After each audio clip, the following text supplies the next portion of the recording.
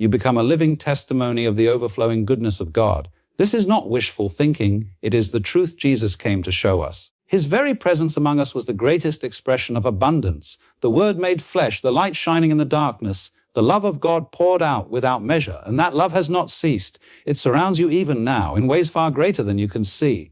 When you begin to recognize this, every moment becomes a sanctuary, every breath a reminder that you are not lacking but lavishly loved. You were never created to live as though you are separate from the source of life, scrambling for identity, scrambling for purpose, scrambling for significance.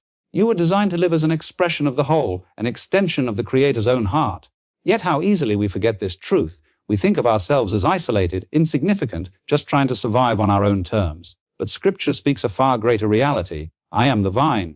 You are the branches, John 15:5. The branch is not separate from the vine. It does not fight to belong or struggle to produce life on its own. It simply abides, and because it abides, the life of the vine flows through it. This is the pattern of creation.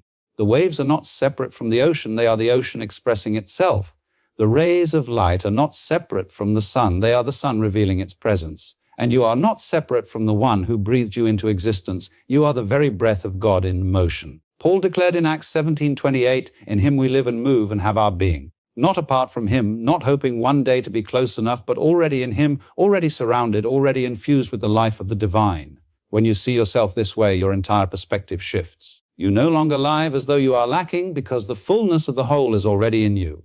But when we forget this truth, fear takes root. We begin to chase approval, to prove our worth, to protect what we believe is ours. We divide life into us and them, forgetting that we are all branches on the same vine, members of the same body. Paul writes in 1 Corinthians 20:12, just as a body, though one has many parts, but all its parts form one body, so it is with Christ.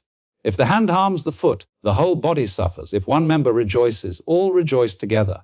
This is not mere metaphor. It is the reality of life itself. You are not here to compete against others, but to complete the greater work of the kingdom together.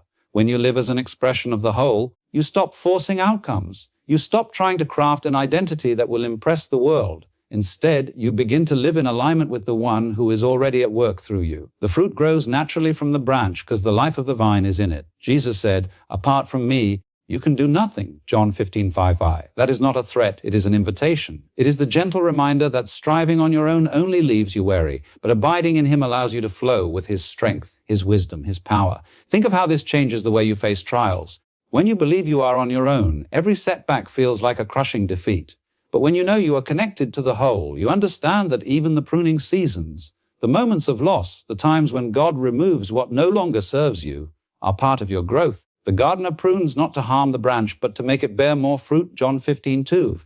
You can endure the cutting because you trust the hands that hold you. This awareness also transforms the way you see others. When you recognize that the same spirit flowing through you is flowing through them, judgment gives way to compassion, division gives way to unity. You begin to see that every act of kindness, every word of encouragement, every prayer lifted for another is not just helping them, it is strengthening the entire body. And when you tear someone down, when you harbor bitterness or refuse forgiveness, you are not only wounding them, you are wounding yourself because you are part of the same body. Living as an expression of the whole means surrendering the illusion of separateness.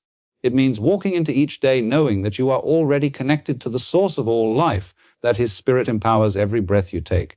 You no longer need to strive for significance because your life already carries eternal weight. You no longer need to fear lack because you are connected to the one who owns the cattle on 1,000 hills, Psalm 53.